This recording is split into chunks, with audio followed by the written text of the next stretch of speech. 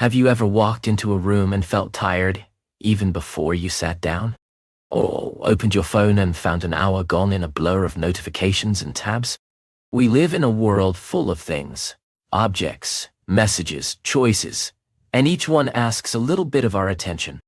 Minimalism is not about having nothing. It is about making space for what matters most. Welcome to BetterSelf. On this channel, we help you grow and learn English at the same time. Today's video is about minimalism for a clearer mind. We will explore how owning less can give you more focus, time, and peace.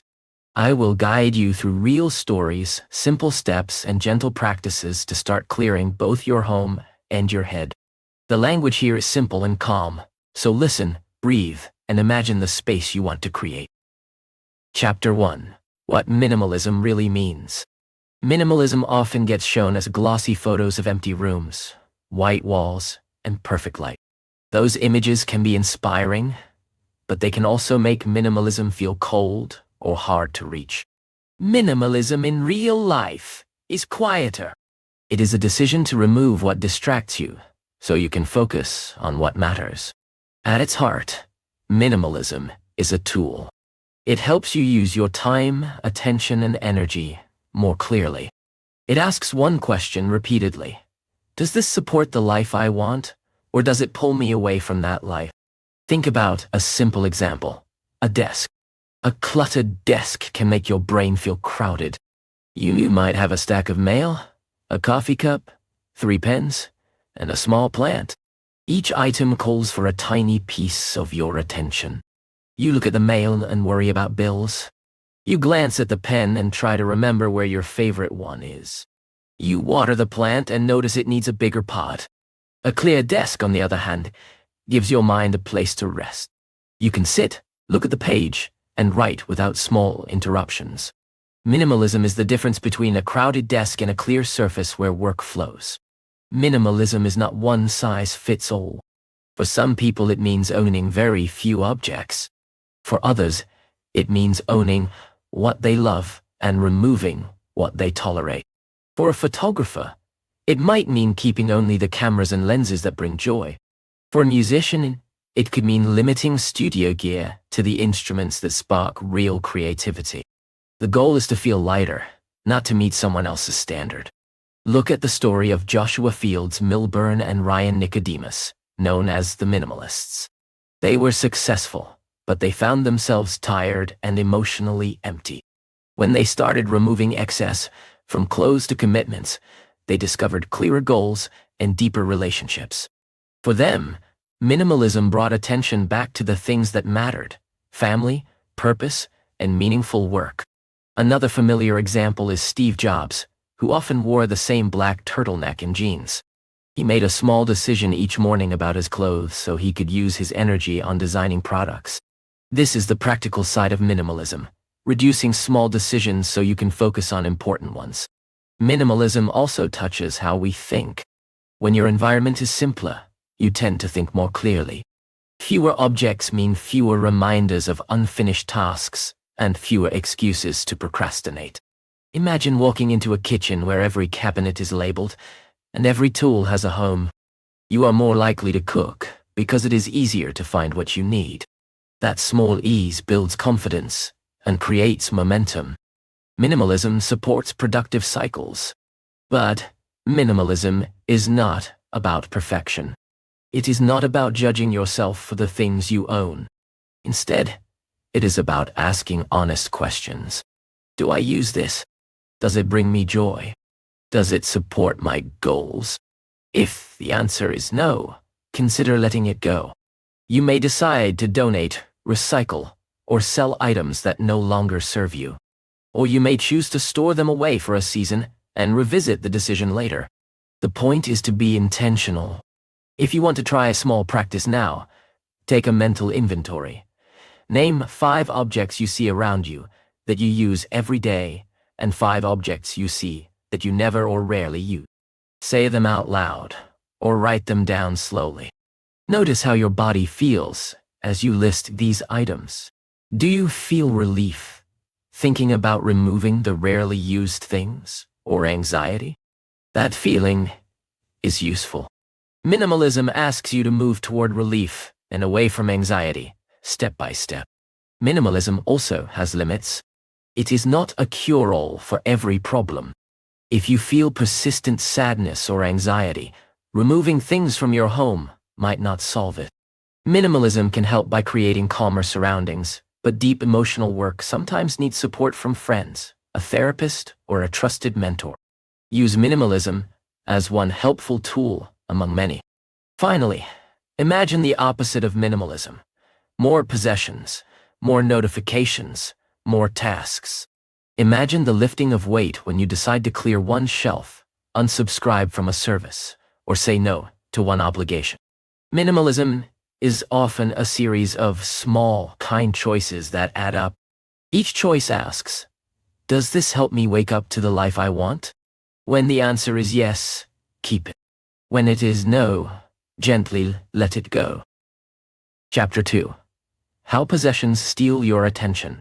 We rarely think about attention as a limited resource, but it truly is. Each notification, object, or open tab on your computer draws a little beam from your attention. Over the day, those small beams add up and leave you tired, unfocused, and less present. Possessions are not neutral. They come with commitments. A bookshelf full of books means you feel you should read them. A closet of clothes means you must decide what to wear.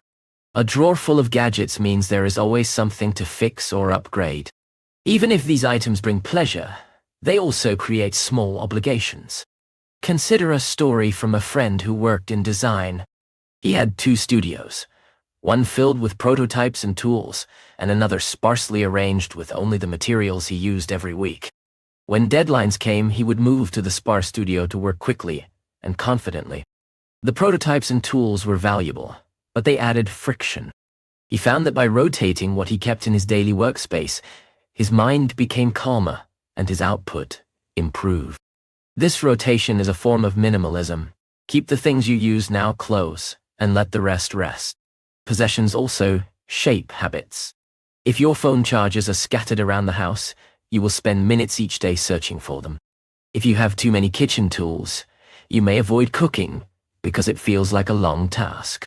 When our environment supports the actions we want to take, we take those actions more easily. Minimalism is the act of creating supportive surroundings. It asks, how can I make the desired action the easiest action? Think about attention like a currency in a store. Each possession asks for a payment of attention. A plant needs watering, but it also offers beauty. A stack of magazines needs sorting, but it also promises new ideas. You have to decide which payments are worth making. When you reduce the number of items that demand attention, you can spend your attention on deeper things like learning, relationships, or creative work. You can also spend more attention simply on being present, a rare but meaningful practice. Research also supports this idea. Studies show that people in cluttered environments find it harder to focus on tasks. Clutter raises stress hormones and reduces the ability to process information. It changes the way your brain operates. This does not mean clutter is evil. It means clutter creates mental costs. Minimalism lowers those costs. One way to see how possessions steal attention is to track tasks that take time because of objects. For 1 week, notice every time you search for something, organize a drawer, or delete an email because of an object. Write it down in simple language. Looked for phone charger, 7 minutes, or cleared desk to find a pen, 4 minutes. When you add up those minutes, you will see how possessions take your time. This small awareness often leads to small changes, like creating a dedicated place for chargers or tidying your desk for 5 minutes every evening. Another story comes from a woman who loved crafts. Her home was full of half-finished projects. She felt guilty about the projects she never completed and avoided starting new ones. When she decided to keep only the materials for the projects she planned to finish in the next 3 months, she felt a new clarity. She began finishing one project at a time and found greater satisfaction. This is the paradox of minimalism. By limiting options, you often increase the depth of your experience. Minimalism also helps with decision-making. When your wardrobe has a limited set of outfits that you love and feel confident in, you make one small decision each morning and save mental energy for bigger choices. When your phone has only a handful of apps that truly serve you, you are less likely to slide into mindless scrolling.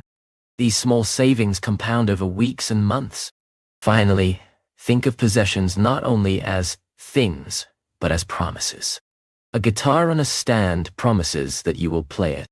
A stack of travel guides promises that you will explore those places. If you do not intend to make good on the promise, consider whether the object should stay. Letting go of the promise can free your mind to make new promises that you actually want to keep. Minimalism is not the end of enjoyment. It is a way to align your belongings with your true promises, the ones that move you toward a clearer, calmer life. Chapter 3. Decluttering your space. Practical steps and stories. Decluttering is a word that can make people anxious and excited at the same time. Many of us want a tidier home but feel overwhelmed at the thought of where to start. The good news is that decluttering does not require a large effort at once. It thrives on small, steady actions. The goal is to create momentum, a few meaningful decisions that build confidence and make the next decisions easier. Start with a small area. Choose something manageable like a single drawer, a shelf, or a corner of a room. One drawer may hold a surprising number of items: keys, spare batteries, old receipts, and forgotten chargers. Open it and take everything out. Hold each object and ask one simple question: do I use this? If the answer is yes, put it in a pile to keep. If the answer is no, put it in a pile to remove. If you are unsure, set it aside in a maybe box for 30 days. If you do not reach for it in that time, let it go. This small practice creates a rhythm of choice. A story I often hear involves a man who avoided his garage for years. The garage had become a storage room for unused furniture, boxes of clothes, and a treadmill that served as a drying rack. He felt guilty each time he drove in. One Saturday, he decided to clear one corner of the garage. He spent an hour sorting items into piles: keep, donate, sell, and recycle. He sold an old bike online and donated a set of tools to a neighbor. The physical act of clearing the corner gave him a sense of control and inspired him to tackle the rest. This is a common pattern. One small win fuels more action. Another simple strategy is the one in, one out rule. When you bring a new item into your home, remove an old one. If you buy a new shirt, donate an old one. If you bring home a new book, give away one you will not reread. This rule keeps accumulation in check and encourages thoughtful purchases. Be gentle with sentimental items. Sentiment can make decluttering difficult. I once spoke with a woman who had boxes of letters from an old relationship. She kept them because they represented a meaningful time in her life. She did not need to throw them away to move forward. Instead, she selected a few that captured the most important parts and placed them in a small memory box. The rest she recycled. This approach honors memory without letting it dominate space. Use time blocks to prevent fatigue. Set a timer for 20 or 30 minutes and work until it rings. This creates a natural limit and prevents decision paralysis. If you feel tired, stop. Celebrate what you completed. Small, regular sessions are more effective than long, infrequent marathons. Create home for everything you keep. A common reason clutter returns is that things have no place to live. When every item has a clear spot, it is easier to put things away. Labeling boxes or using simple containers can transform chaos into order. For example, place all charging cables in a single box, labeled cables, so you never search across drawers. When items leave the home, decide if they go to donation, recycling, or selling immediately, rather than letting them linger in a corner. Decluttering also extends to how you use space. Arrange frequently used items within reach and store seasonal or rare items behind or above other things. This is how a small kitchen can feel larger. Keep daily dishes within arm's reach and move holiday platters to a higher shelf. The arrangement of objects affects your behavior. Digital clutter matters too. When your computer desktop has dozens of files and your email inbox has thousands of unread messages, your brain feels scattered. Use the same small decision approach. Pick one folder, one label, or one inbox and remove or archive items you no longer need. Delete duplicates, unsubscribe from newsletters you never read, and archive completed projects. A clean digital space often leads to a clearer mind. Stories of transformation are not always dramatic. One person I know cleared only the top of their kitchen table, leaving the rest for another day. That cleared table became a place where they began journaling and reading each morning. A small cleared surface led to a new habit. It shows that decluttering is not only about the objects, it is about creating opportunities for new actions. If you feel stuck, invite a friend or family member to help. Sometimes an outside perspective helps with decisions. A friend can ask practical questions and help sort items without emotional weight. If that is not possible, imagine you are packing for a trip and can only bring a small suitcase. Which items would you take? This exercise reveals what you truly value. Finally, remember that decluttering is a practice, not a one-time event. It will not end. Our lives change, seasons shift, and new objects will arrive. Minimalism is about maintaining a relationship with your things where you choose them thoughtfully. Celebrate small wins. Each cleared drawer, each donated box, and each organized shelf brings a bit more clarity and a bit more space for the life you want to live. Chapter 4. Digital Minimalism. Reclaiming Attention Online. Our phones and computers are wonderful tools, but they were not designed to give us peace. They were designed to capture attention. Each app, notification, and open tab competes for the most valuable resource you have: focus.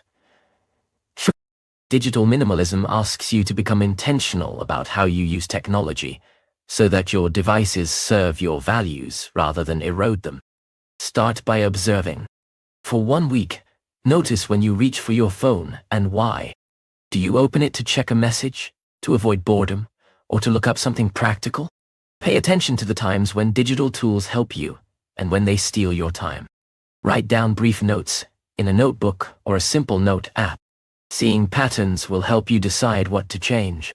A striking story comes from a man who realized he was scrolling social media as soon as he woke up. His mornings became a fog of other people's lives and opinions before he even had coffee. He decided to create a digital sunrise routine. No social media for the first hour of the day. Instead, he read, wrote, and took a short walk. Within 2 weeks, he felt more present and creative in the mornings. This small change shows how a simple boundary can shift the tone of a whole day. Use the principle of tools, not toys. Ask yourself whether an app or a device is primarily a tool that helps you achieve a goal or a toy that provides distraction. If it is a tool, set clear ways to use it. If it is a toy, consider limiting or removing it. For example, if you use social media to market your work, that is a tool. Schedule specific times for posting and interacting. If you use social media mostly to scroll, it might be a toy that deserves limits. Declutter your home screen.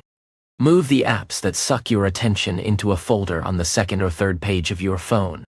Keep 1 or 2 apps on the main screen that you use for work or daily life, such as a calendar or a messaging app for family. This small visual change reduces the chance of mindless taps. Some people even benefit from removing social apps entirely and using the web versions when needed. Turn off non-essential notifications. Every ping interrupts your focus. Ask which notifications actually require immediate attention. Keep only those that truly help, like a calendar reminder or a message from a partner. Silence the rest. You will feel a surprising drop in urgency and stress. Email is another area where minimalism helps. A crowded inbox can feel like a constant open loop. Try batching email. Check messages at set times during the day rather than continuously. Use simple rules to archive or delete messages automatically. Unsubscribe from newsletters you never read and create filters for newsletters you want to keep but read less frequently. Think of your inbox as a tool to process tasks, not a to-do list itself. Also think about your browser tabs. Each open tab is a small promise of unfinished action. Close tabs that are not relevant to your current task, or save them to a read later list. This reduces visual noise and helps you stay focused on one activity at a time. A helpful practice is the digital detox hour. Pick one part of the day when you step away from screens entirely, during dinner, the hour before bed, or the first hour after waking. Use the hour to connect with people, read a book, exercise, or simply sit quietly. The mind needs these breaks to recharge. Stories of people who changed their digital habits often share a common theme: reclaim time. A woman who limited her evening screen use found that she read more books and slept better. A man who disabled social feeds during work hours completed deep projects faster. These stories are not about rejecting technology. They are about using it with intention. If you work online, digital minimalism can seem harder because tools are part of your job. In that case, create clearer boundaries around when work starts and stops. Use different browsers or profiles for work and personal life, so your personal tabs do not bleed into your work hours. Set a calendar boundary for focus time and protect it like an important meeting. Finally, remember that digital minimalism evolves. Your needs shift. The goal is to build a relationship with technology that supports your attention and priorities. Try small experiments: a weekend without certain apps, a phone-free dinner, or a week of batching email. Notice how you feel. If a change improves your life, keep it. If it does not, adjust. Each small step brings you nearer to a life where your devices are servants to your goals, not the other way around. Chapter 5. Decision Fatigue and the Power of Limit. So, every choice you make uses a little energy. Psychologists call this depletion decision fatigue. As the day goes on and you make more small decisions, what to wear, what to eat, which email to answer, your willpower and clarity tend to decline. Minimalism helps by reducing the number of small decisions you must make each day, leaving more energy for the important ones. Consider the wardrobe decision. Steve Jobs, Mark Zuckerberg, and many others simplify their morning routine by wearing similar clothes daily. This is not about fashion. It is about preserving willpower. If you do not spend time choosing clothes, you can spend mental energy on creative work, relationship building, or deep planning. Repetition frees decision space. Limits can be creative. A chef who limits ingredients in a recipe often produces a clearer, more delicious dish. Similarly, when you limit choices in your life, you often produce better work because your attention is focused. When options are too broad, you can become paralyzed. When they are narrower, you act. One practical step is to create routines. Routines are pre-made decisions. Someone I know prepares their breakfast and lunch the night before. This removes a morning choice and reduces stress. Another person keeps a small set of go-to meals that are quick and healthy, so they do not stand in front of the fridge wondering what to cook. These routines are quiet ways to reduce decision fatigue. Another area is commitments. Each meeting, event, or promise you make requires decisions. When you say yes to everything, you fill your calendar with obligations that drain attention. Minimalism asks you to set boundaries. Imagine your week as a jar you want to fill with important activities. Each small commitment is a pebble. Choose carefully which pebbles you add. Saying no can feel difficult, but it protects capacity for what matters most. Make limits visible. If you decide to read only one news article a day, put a sticky note on your monitor as a reminder. If you limit your online shopping to weekends, schedule it. Visible limits help you act on your intentions. The power of limits also applies to information. We live in an age of abundance, and abundance can be exhausting. If you want to learn a skill, choose a single book or course and focus on it, rather than hopping between many. Depth often beats breadth when building competence. Focus allows you to develop expertise without spreading your attention thin. Decision fatigue also affects relationships. When you are tired from making many small choices, you respond more irritably to loved ones. This is why small practices such as delegating chores, using shared calendars, and agreeing on simple routines with family members can be so powerful. They reduce the number of daily small conflicts and free emotional energy for deeper connection. Experiment with small limits for 2 weeks and notice the change. For example, limit clothing options by choosing a capsule wardrobe of 10 items you love. Or limit morning decisions by prepping the night before. Or set a rule to answer non-urgent emails only twice a day. Notice whether you feel calmer, more focused, or less drained. A story about a creative team shows how limits can enhance performance. The team was stuck in endless design revisions and decisions. They agreed on a rule: pick 3 options for each decision and move with the best one. This forced them to stop overthinking and rely on judgment. Work flowed faster, deadlines became manageable, and creativity returned. The limit did not reduce quality. It created a space where decisions could be made confidently. Finally, be realistic. Limits are tools to help, not chains. If a limit becomes rigid or causes stress, adjust it. If you love variety in certain areas of life, keep it there and apply limits where they matter most. The aim is to balance freedom with structure, so you have the attention to focus where it counts. Chapter 6. Minimal Habits. Routines that free your mind. Habits are the architecture of daily life. They are the small actions that, repeated over time, build the life you live. Minimal habits are simple routines designed to reduce friction and free mental energy. When you intentionally design a few key habits, you create a foundation that supports clarity and creative thought. Start by picking one habit that has clear benefits and low resistance. For many people, this might be a 5-minute morning stretch, a 10-minute daily tidy of one surface, or a short evening review of the day. The idea is to pick an action that is short, specific, and easy to do, so you are more likely to repeat it. Small habits pile up into big changes. One inspiring story is about an author who wrote 250 words every morning. At first, it felt small and modest. Over months, those words became chapters, and the book found its shape. The habit removed the pressure of writing an entire novel at once. Instead, it created a reliable daily practice that produced consistent results. Minimal habits work similarly. Small, regular actions lead to progress. Routines strengthen habits. If you tie a new habit to an existing routine, it becomes easier to remember. This is called habit stacking. For instance, after you brush your teeth in the morning, take 5 minutes to plan your 3 most important tasks for the day. The brushing becomes a trigger for planning. Over time, the planning becomes automatic. Design your environment for the habit you want. If you want to read more, keep a book on your nightstand. If you want to eat healthier, store fresh fruit where you can see it. Environment shapes behavior. Minimalism uses environment deliberately. Remove hurdles and highlight cues that support desired actions.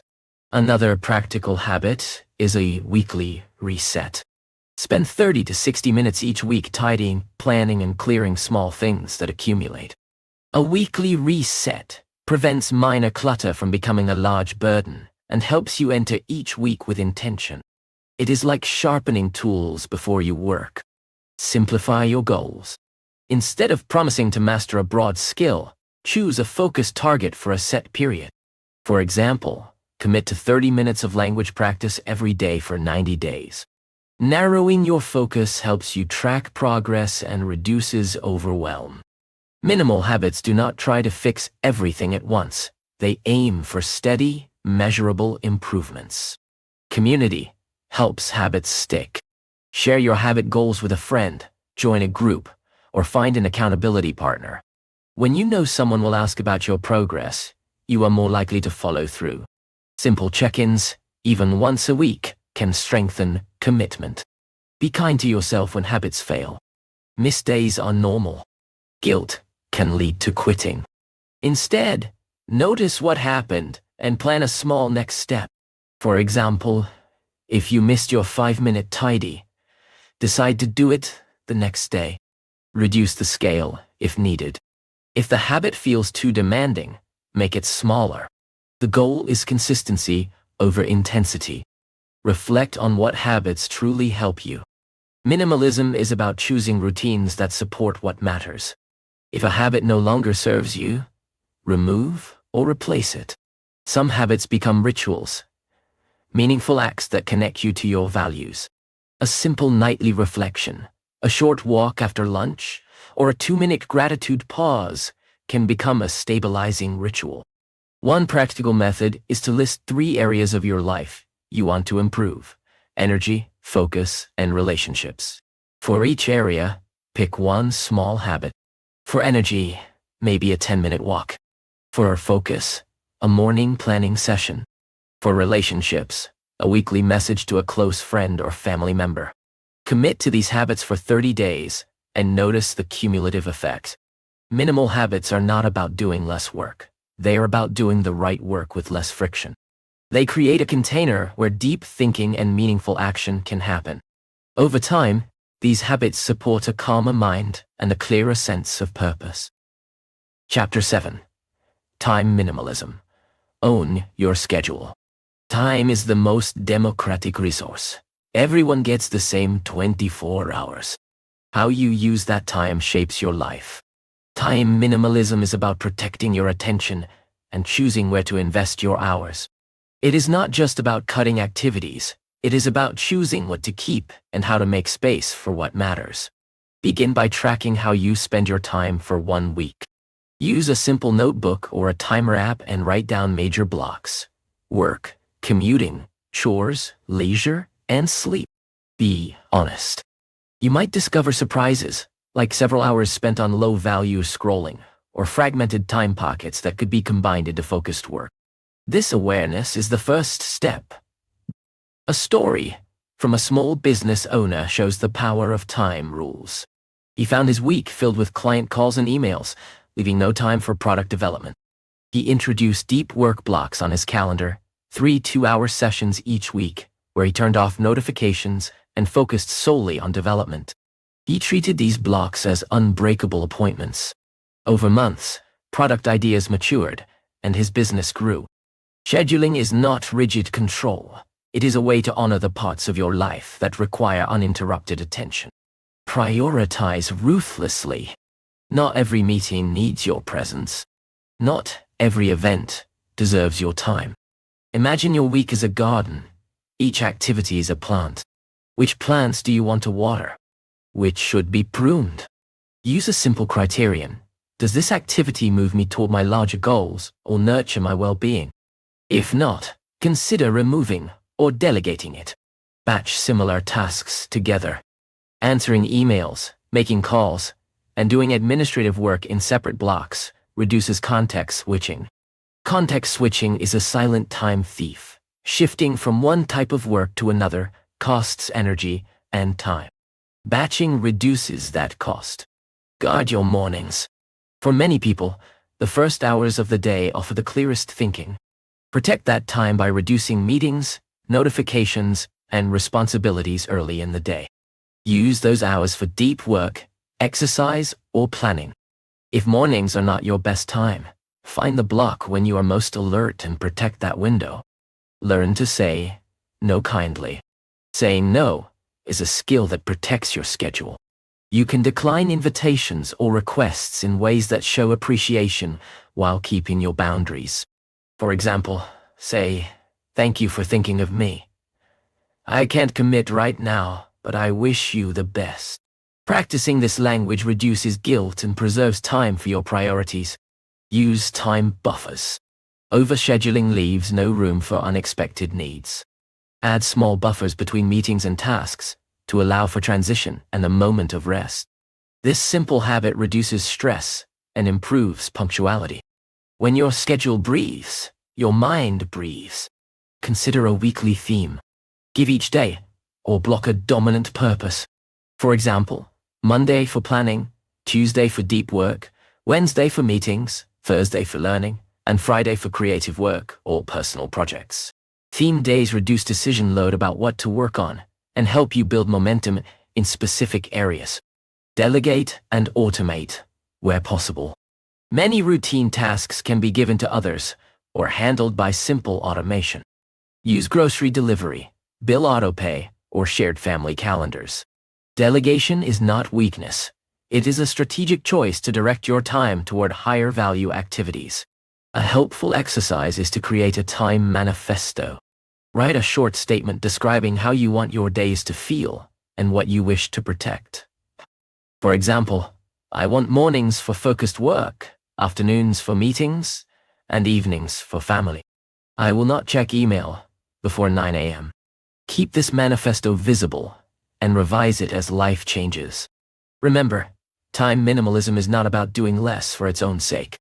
It is about making intentional choices so your time supports your goals and relationships. As you trim low-value activities, you make room for deeper learning, stronger connections, and more creative work. Time, like space, can be cleared and shaped. When you do, you create a life that feels lighter and more meaningful. Chapter 8. Minimalism in Relationships and Social Life. We often think of minimalism as a physical practice, but it also applies to relationships. Social minimalism asks you to be intentional about who you spend time with and how you invest emotionally.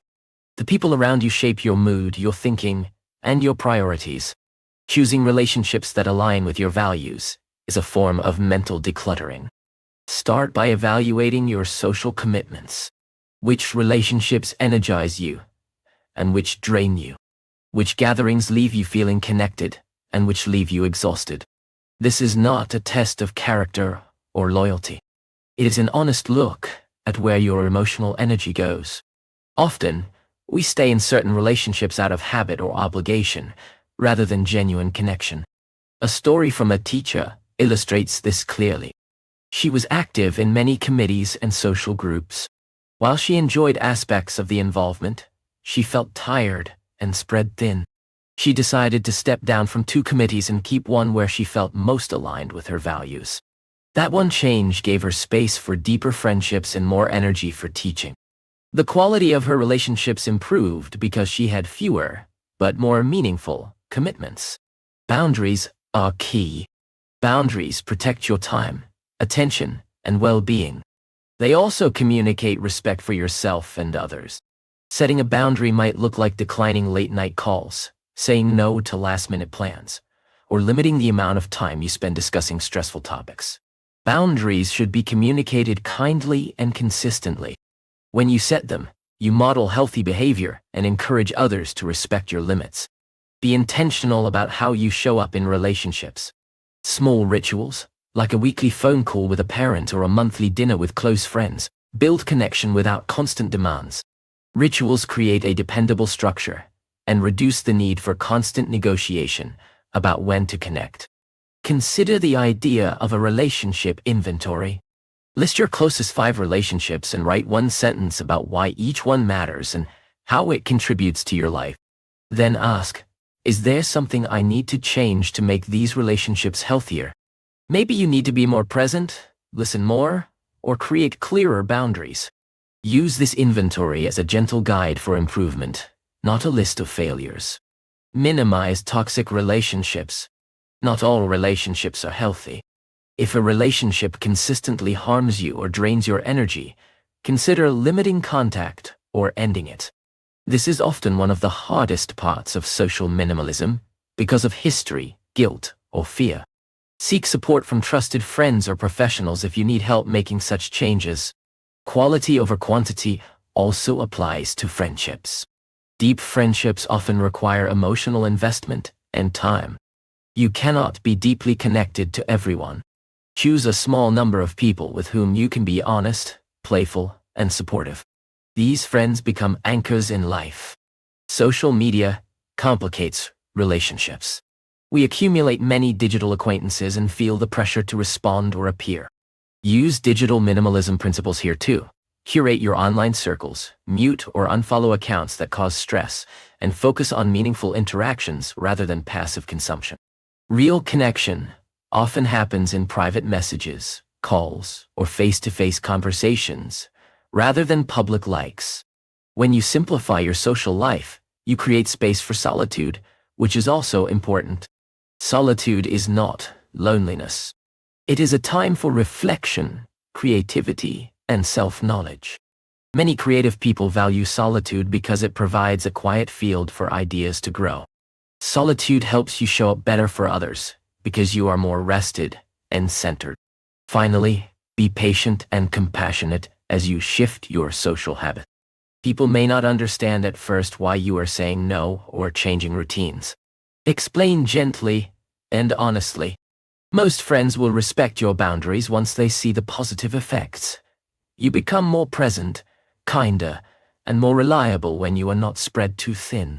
Social minimalism allows you to invest more deeply in the relationships that truly matter. Chapter 9. Money, Consumption, and Values. Money often sits at the center of minimalism because buying less is a direct way to own less. But minimalism is not about being cheap. It is about spending on what aligns with your values and letting go of impulse purchases that clutter your life.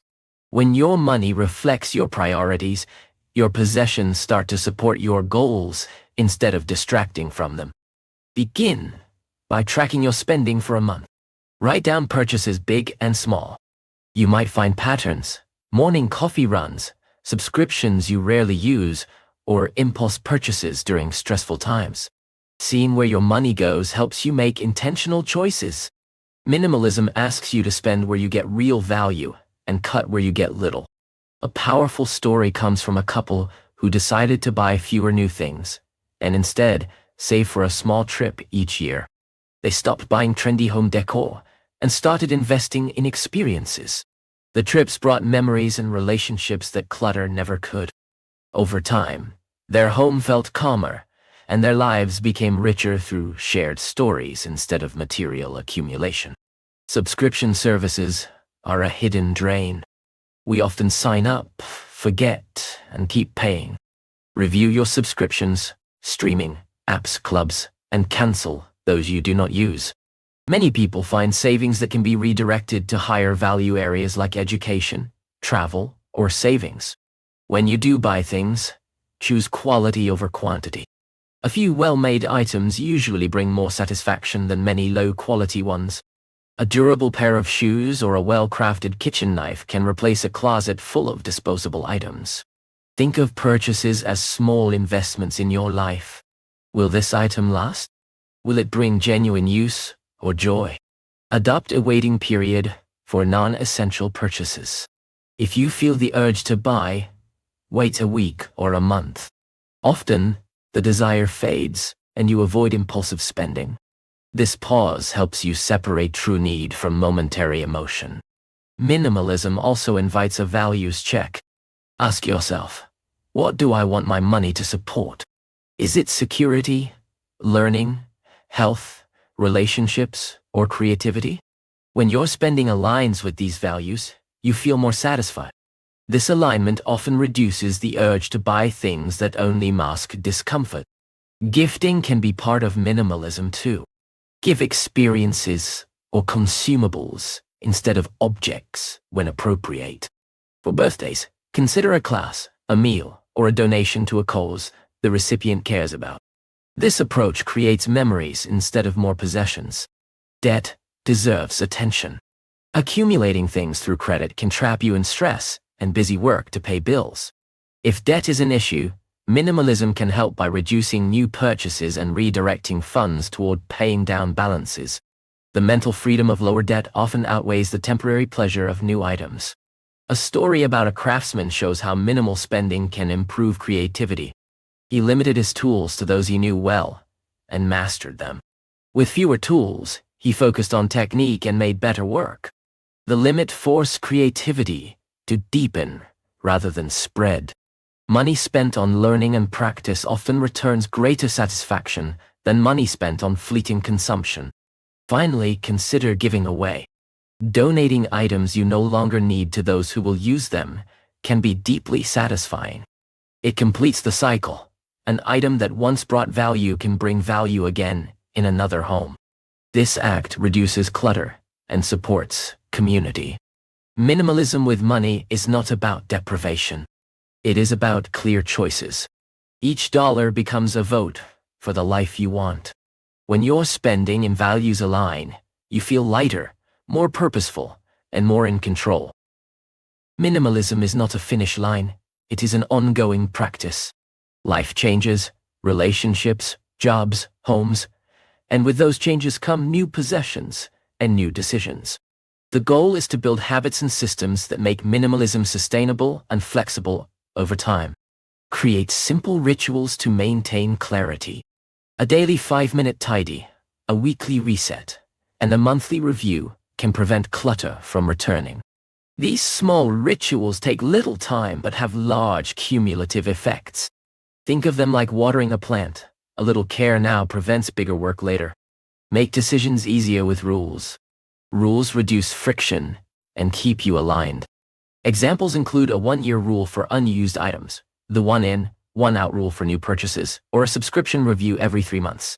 Rules are not rigid commandments. They are guides that make choices smoother. Review your life seasonally. Each season, spring, summer, fall, winter, brings different needs.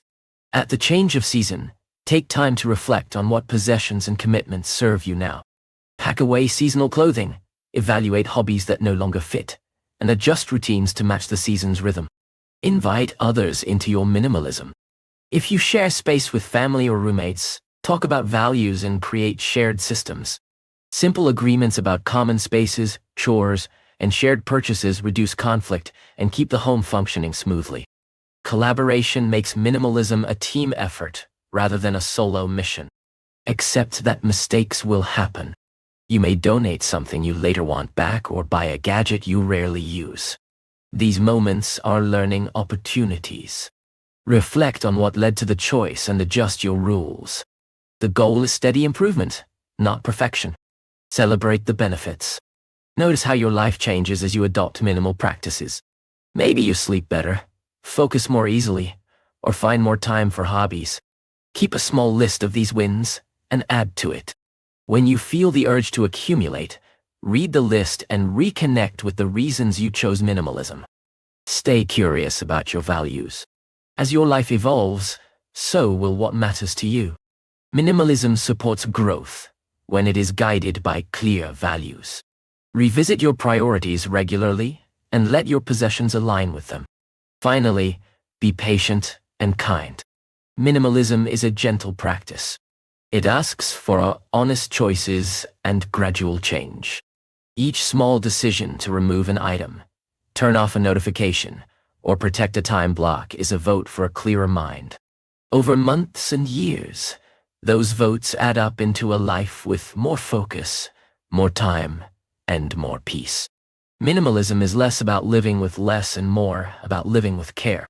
When you clear physical clutter, digital noise, and unnecessary commitments, you make room for attention, creativity, and calm. Try one small change today. Clear a drawer, silence one app, or say no to one obligation. Notice how it shifts your day. If you enjoyed this video, subscribe to BetterSelf for more simple strategies that help you grow and improve your English. Keep experimenting, stay kind to yourself, and remember, the clearest space begins with one small choice.